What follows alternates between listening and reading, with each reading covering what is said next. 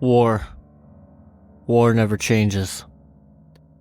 These iconic words open every Fallout game, echoing a grim, unchanging reality of human conflict. But what if we delve deeper? What if the phrase itself is ironic, a tragic reflection of a misguided philosophy? In this video, we will explore the mental landscape of the Fallout wasteland and the paradoxical efforts of Vault-Tec to eliminate war by resetting the world through nuclear Armageddon. Vault-Tec, the corporate behemoth behind the infamous vaults, sold a promise of safety and continuity amidst the chaos of nuclear war.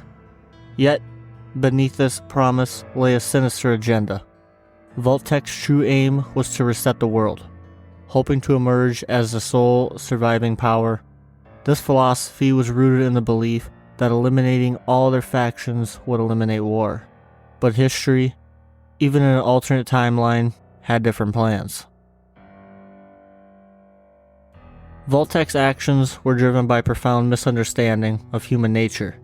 They believed that by becoming the only significant power left standing, they could create a new world order free of conflict. However, they overlooked the intrinsic human tendencies towards power struggles and territorial disputes, which are catalysts for war.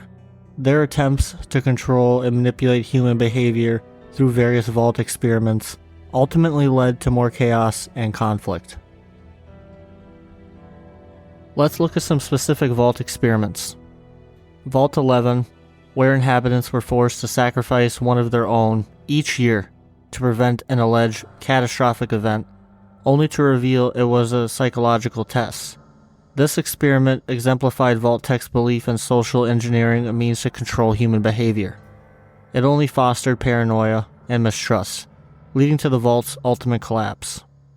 Or Vault 22, where an attempt to create a self-sustaining ecosystem resulted in a deadly fungal infestation. Vault-Tec's interference with natural processes in an effort to create a perfect environment ended in disaster. These experiments highlight a common trend, an attempt to control and reset societal structures often led to unforeseen and disastrous consequences. Rather than eliminating conflict, these experiments created microcosms of war and strife within the vaults themselves. Vault 87, known for its gruesome FEV experiments, transformed innocent vault dwellers into supermutants. Vault-Tec's obsession with creating super beings to serve their new world order instead birthed a new form of warfare, one that spread terror and destruction across the wasteland. The irony of Vault-Tec's philosophy becomes evident when we examine the wasteland. Instead of eliminating war, the nuclear holocaust created a new, brutal landscape of conflict. Tribes, factions, and warlords emerged, each vying for power and resources, from the Brotherhood of Steel's technological crusades to the NCR's expansionist policies.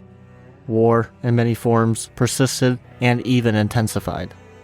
In the capital wasteland, we see constant battles between raiders, supermutants, and various factions. Each group fights for dominance, control of resources, or survival, highlighting how war has merely taken on new forms in the post-apocalyptic world. The destruction left in the wake of Vault-Tec's plans only served to fuel these conflicts, serving a never-ending cycle of violence. Similarly, in the Mojave Wasteland, the NCR and Caesar Legion engage in a brutal struggle for control.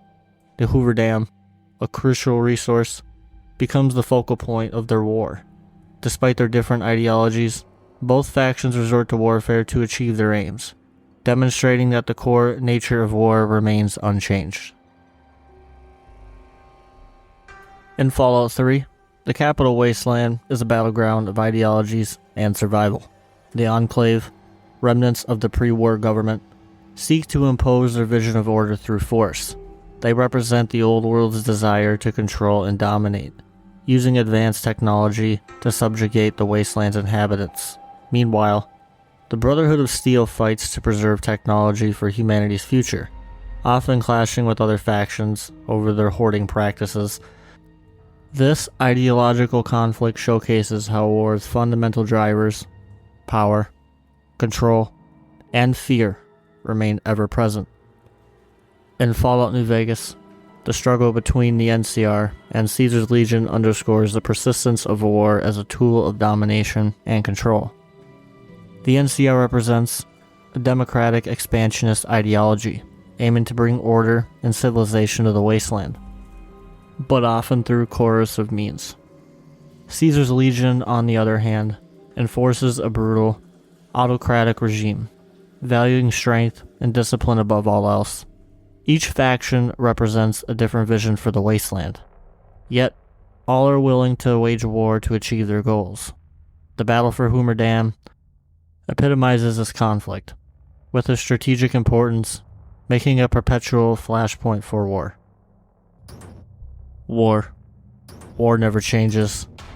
This phrase, often repeated by characters throughout the series, serves as a stark reminder of humanity's cynical nature of conflict.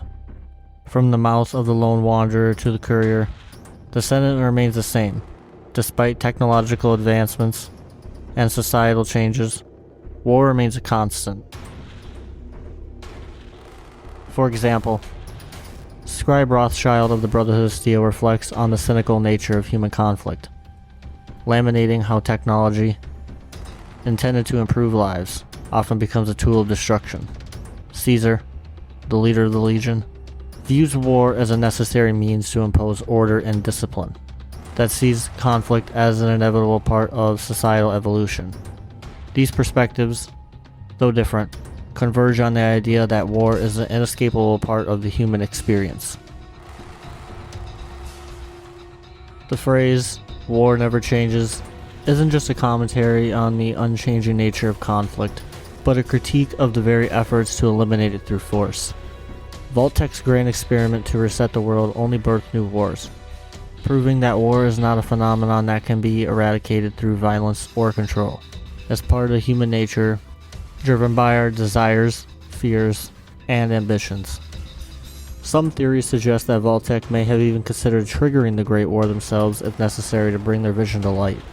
While there's no definitive proof, the idea that Vault-Tec might have dropped a bomb to kickstart the nuclear apocalypse aligns with their manipulative and controlling nature. This notion, though speculative, adds a layer of dark irony to their philosophy. In their bid to end all wars, by being the last faction standing, they may have ensured that war never changes. In the end, the wasteland teaches us a powerful lesson. Efforts to eliminate war through domination or destruction are doomed to fail. War, in its many forms, is a reflection of the human condition.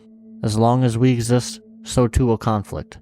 Perhaps the true wisdom lies not in trying to erase war, but understanding and mitigating its causes, striving for a world where peace is not the absence of conflict, but the presence of justice and understanding. Thank you for watching today. If you enjoyed this exploration of Fallout's philosophical depths, please like, subscribe, and share your thoughts in the comments below. Until next time, Wanderer, stay safe in the wasteland.